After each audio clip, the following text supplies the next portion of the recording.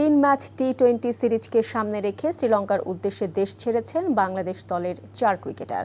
শেখ মেহেদী ও শরীফুল ইসলামের সঙ্গে এদিন রওনা দিয়েছেন মোহাম্মদ সাইফুদ্দিন।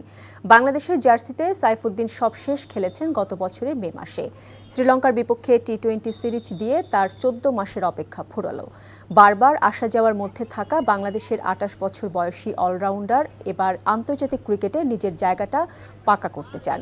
বিমানবন্দরে গণমাধ্যমের মুখোমুখি হয়ে এই ক্রিকেটার জানান, নিয়মিত পারফরমেন্স করে দলে টিকে থাকাটাই বড় চ্যালেঞ্জ। বৃহস্পতিবার প্রথম টি-20তে মুখোমুখি হবে দুই দল।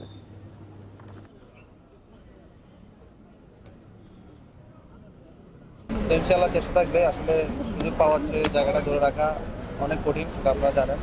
সেই লক্ষ্যই থাকবে, চেষ্টা করেছি হারিয়ে যাওয়া ভালো করার।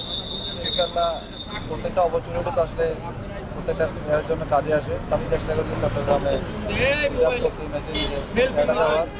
কতটা পেরেছে জানি না, হয়তো নির্বাচকরা আমার প্রতি সন্তুষ্ট হয়েছে, যার কারণে এই সুযোগটা পাওয়া। বান্ডেল থাকলে প্রতি সেনমানিতে টাকা বাঁচবে।